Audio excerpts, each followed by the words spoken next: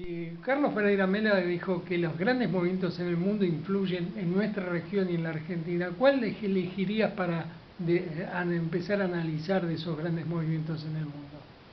Bueno, mira, lo que pasa es que está todo ocurriendo al mismo tiempo y con una gran velocidad y hay muchas posibilidades de choques y fricciones, ¿no? Fíjate que hoy estaba leyendo al mediodía el diario de mayor tirada del país, no voy a decir el nombre. ¿Por qué no? Bueno, Clarinete. el Clarinete, bien. Pero adentro trae un suplemento del New York Times los días sábados, ¿no? Y entre los artículos publicados en español hay uno que se los recomiendo, un artículo y cómo va a ser el gran juego. Es un analista ahí, norteamericano el que hace esa pregunta y da su punto de vista, ¿no? Y en ese punto de vista él hace referencia al gran juego, ¿no? El gran juego fue en el siglo XIX la lucha entre Rusia e Inglaterra para ver quién se quedaba con Pakistán, Afganistán y de paso bloquear el avance turco. Pero hoy en día el gran juego es el globo terráqueo, ya no es reducido a esa sola, digamos, sección del globo terráqueo. Y ese gran juego, este autor lo referenciaba, que lo que venimos sosteniendo es la lucha fuerte, profunda, en todos los ámbitos de lo que llamamos atlantismo, que son los países que encabeza Estados Unidos e Inglaterra desde el punto de vista estratégico, con algunos socios europeos y Japón, y por otro lado los continentalistas, que ¿quiénes son? En este momento es la República Popular de China y la Federación Rusa, a lo cual se ha sumado en esa región que del siglo XIX el mundo persa, o sea, la República Islámica de Irán. Bien, haciendo referencia a ese artículo y analizando lo que él plantea, bueno, dice, Occidente está perdiendo. Y ellos identifican a Occidente como el sector anglosajón, protestante y blanco, ¿no? Porque para ellos eso es Occidente. Y para nosotros los latinos eso no es Occidente, es una tergiversación del Occidente latino, que es una tendencia greco-romana que no tiene nada que ver con lo latino, con lo inglés. Bien, en esos dos bloques que hoy en día están en refriega, ha empezado un lento pero fuerte y yo diría que ya constante e irreversible posicionamiento del mundo del continentalismo euroasiático presentado por estos dos países que hay mucha referencia. Y Estados Unidos y sus aliados, ¿qué están queriendo hacer? Ya que no lo pueden derrotar, le están causando la mayor cantidad de problemas o frenarlo en los avances. Entonces, cuando uno analiza los conflictos globales desde el punto de vista bélico y también sociales y también económicos, vemos que ahí se está desarrollando este gran juego, este gran conflicto. Lo vemos en la Europa Central, con la crisis de Ucrania, con la pérdida de Crimea para los ucranianos y la reincorporación a Rusia, que es el control de ¿qué? De los mares interiores de Europa y de Asia, porque a través del Mar Negro se conecta con el Mar Mediterráneo y de ahí hay una salida, y Rusia no iba a permitir nunca que ese Mar Negro no tuviera ni siquiera donde poner su flota, para dar un ejemplo a la audiencia, ¿no? Ahora bien, Estados Unidos a su vez desestabiliza a los países de la región. En su momento apoyó un movimiento separatista de Georgia, ¿no? Que terminó en una guerra que fue ganada por el sector de la Federación Rusa. Sigue incentivando a la OTAN a avanzar sobre los límites fronterizos de Rusia, por eso ha incorporado si avanza mal lo invade. Si avanza mal lo invade Rusia, está a 500 kilómetros. Claro, pero y que además digamos, no cumplió Estados Unidos con los acuerdos firmados en su momento de que la OTAN no iba a avanzar sobre las ex repúblicas soviéticas. Sin embargo, no hizo cumplimiento de eso y siguió avanzando. Igualmente, hemos visto que ese avance también ha tenido un fuerte freno y que no tiene el desarrollo que se pretendía. Y hoy en día las crisis económicas, que también son parte del mundo capitalista, ha llevado a que todos esos países revean también sus relaciones de socios. Porque, por ejemplo, Ucrania está viendo perder fuertemente los negocios porque es la zona de paso de los productos de gas y petróleo que vienen de Rusia hacia la Europa. Entonces, para evitar el conflicto, los rusos que han hecho están haciendo dos grandes gasoductos y oleoductos que entran a través del mar Báltico y por el sur de la península europea, justamente. Entonces obvian el paso por el territorio ucraniano, lo cual a los ucranianos les va a representar una fuerte pérdida de ingresos, porque ellos cobran por el peaje de eso, pero además pierden el poder estratégico de ser también partícipe de ese juego. Por otro lado, hemos visto que el conflicto en el Medio Oriente, que siempre fue por un problema básicamente del control completo de los hidrocarburos, también hoy en día se han vuelto a modificar las reglas, y el proyecto que habían intentado implementarse en esa región, que era transformar únicamente como país viable lo que es Israel y un gran Israel, hoy en día no es posible hacerlo, y especialmente después de que no lograron consolidarse en el conflicto que armaron en Siria. Ese freno ha llevado a que haya una fuerte discrepancia entre los atlantistas y los continentalistas. Hemos visto que el conflicto de Siria no fue un problema por la eliminación de Bashar al-Assad, sino es el control de ese país, la disgregación de ese país en 2 o 3 territorios, y permitir nuevamente el paso de los gasoductos que vienen de Qatar hacia el Mediterráneo y tenían que pasar por el territorio sirio.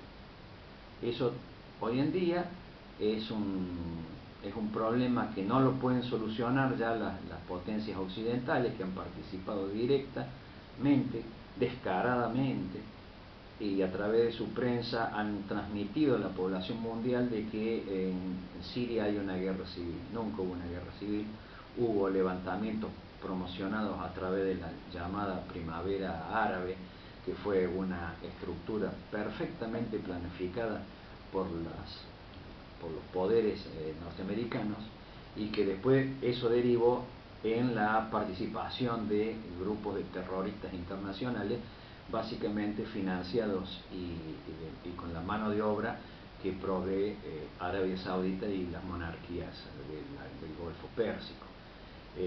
Inglaterra, Francia y Estados Unidos ponen el armamento y ponen la inteligencia y los equipos. O sea, esto está muy claro, porque después de casi 6 años y medio de guerra, el famoso ISIS, esa cosa que nunca se supo de dónde salió y por qué creció tan rápido, hoy en día prácticamente también con esa misma velocidad ha prácticamente desaparecido. ¿Y eso a qué se debió?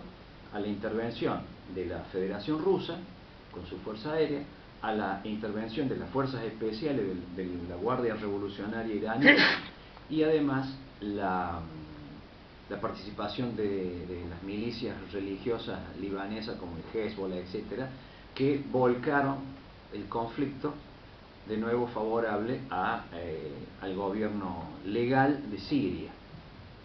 Y bueno, entonces esas son áreas que estamos viendo que se siguen calentando y que se arman y se desarman, pero evidentemente ahí también hay otro gran retroceso.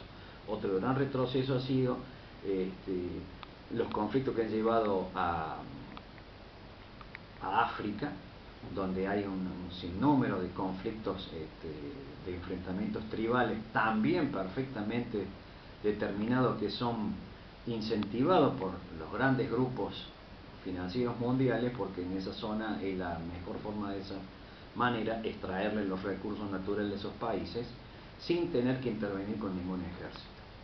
Son lo que hoy en día se llama, en las nuevas doctrinas militares, de la guerra híbrida o guerra irrestricta para los chinos, en la que se juega absolutamente todas las herramientas. No hay más enfrentamiento con un ejército de cada bando, con bandera, con banda, con todo. No existe más ese tipo de guerra. En el siglo XXI no van a venir más esas guerras. Son grupos que se instalan, se equipan y se los lanza contra otros grupos. Grupos mercenarios. No solamente mercenarios, sino que se aprovechan las terribles consecuencias que fue el colonialismo europeo en África, para hacer ejemplo en ese continente, donde sabemos que distintos grupos étnicos fueron obligados a participar de una estructura geográfica en la que no les era propio. Cuando se disolvieron esos estados coloniales, empezaron las luchas tribales y ellos aprovechan e intensifican ese conflicto. O apoyan a un bando o apoyan a otro, y la guerra es de nunca acabar. Hemos visto matanzas impresionantes, genocidios perfectamente realizados y planificados desde fuera de ese pobre continente que también ha sido sacrificado en aras de los beneficios de los grandes sectores del capital y de las finanzas mundiales. Y después venimos al continente que nos queda, somos nosotros, en donde también el conflicto se está desarrollando. Por eso, como decir, ¿quién o cuál? No, están todos interviniendo. Nosotros tenemos una base china en Argentina, y ahora tenemos 2 bases norteamericanas en nuestro territorio. Tenemos ¿2 bases norteamericanas dónde? En el norte y en el sur. No, la del sur nunca llegó a conformarse. La del sur fue un intento. Las 2 bases son las Task Force que tanto habló la actual ministra de Seguridad, esa señora Bullrich. Patricia Botella Bullrich. Bueno, está bien. Y cómo nos vinimos a enterar, porque cuando ella viajó hacia Estados Unidos hace poco, y que también después la acompañó en ese periplo a Watt, el ministro de Defensa, ahí nos informaron de que se instalaba en la ciudad de Posadas una task force que es integrada por fuerzas de inteligencia, el FBI, la DEA, la CIA, todo. ¿Para qué? Para monitorear lo que desde hace años, de hace más de 10, específicamente desde el principio del siglo XXI, dicen que la famosa triple frontera, ¿no es cierto? Puerto Iguazú, Foz de Iguazú y antes Ciudad de Stroessner, ahora Ciudad del Este, allí hay células dormidas de los grupos terroristas fundamentalistas musulmanes, ¿no es cierto? Y con esa herramienta, con esa argumentación, el Comando Sur, del cual dependemos toda esta región que es monitoreada, todos los años ante el Congreso de Estados Unidos envía su pedido para el presupuesto anual que tiene que tener, y públicamente ellos ponen cuáles son las situaciones de conflicto que ven y por qué necesitan plata para hacer eso. Entonces, ¿qué ponen? El grave problema para ellos, entre comillas, de la supuesta posibilidad de que haya células dormidas terroristas en esa región. Y esto, que parecería una teoría de complot, ¿no es cierto?, una cosa rara, está públicamente dicho. En el ataque de las Torres Gemelas hubo funcionarios norteamericanos que en ese momento, antes de que el presidente Bush firmara el decreto de la invasión a Afganistán, querían bombardear la triple frontera. O sea que no estamos hablando de nada raro. Y está publicado, y se sabe que un subsecretario del Ministerio de Defensa, del Departamento de Defensa, vendría a ser en Estados Unidos, promovió un ataque aéreo, bombardeo a la Ciudad del Este. No sé qué parte de la Ciudad del Este, pero promovieron, y está escrito, o sea que ellos lo tienen el tema siempre en cartera. Para los norteamericanos, América es un gran reservorio de recursos naturales, es su retaguardia, es el territorio que siempre han pretendido, del patio trasero, que es el Caribe. Pero puedes sacarle patio también. ¿Cómo? Para nombrarlo puedes sacarle patio, ya te Sí. queda mejor el sentido. Sí, y bueno, y ya que estábamos hablando de la otra base, porque no dijimos, la otra base está en Salta, de las mismas características que la que se pone en Posadas, ahora que ya está instalada, porque ya están los funcionarios americanos del norte allí, ya tienen local, etcétera, o sea que ya eso está en marcha. Eso está pensado contra el Evo, fundamentalmente. Bueno, por supuesto, contra el Evo y contra Brasil también. No se olviden, hay un cerco a Brasil por lo que pudiera ser, porque el problema de Estados Unidos es cuando Brasil intentó tener una proyección geopolítica no solamente regional sino global y transformarse en un país con pretensiones de estar en el Consejo de Seguridad permanentemente, y por ello para Estados Unidos eso no era bien visto, y a partir de ese momento se inició todo un cerco sobre Brasil, y ahora con la asumida del presidente ilegítimo de Temer, ¿no es cierto?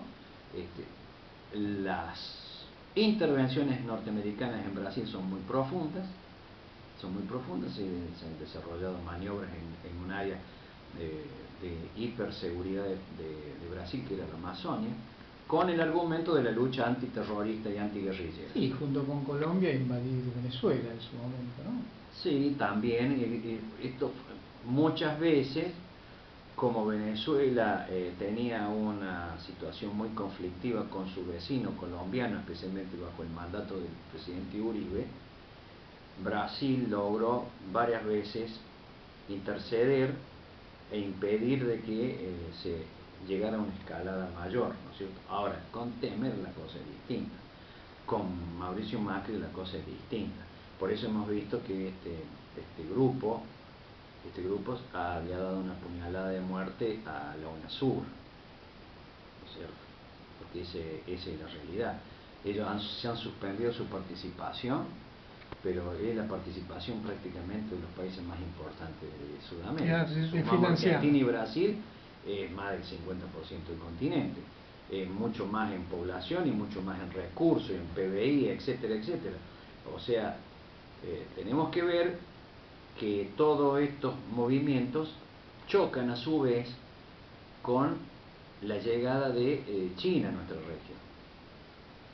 Y la llegada de China se ha visto muy bien afirmada, que los norteamericanos en sus propios escritos del Comando Sur hablan de la famosa poder blando o soft power que le llaman, que es no bajamos con soldados, pero sí bajamos con plata, con empresas. Y si uno ve los cuadros económicos de todos los países de la región, especialmente Argentina y Brasil, el principal socio comercial no es Estados Unidos, es China. Entonces allí hay una fuerte contradicción entre las burguesías locales y las oligarquías locales, porque hacen negocio con los chinos pero quieren pertenecer al bloque atlantista. Y la verdad que es una situación, como diría, demasiado contradictoria.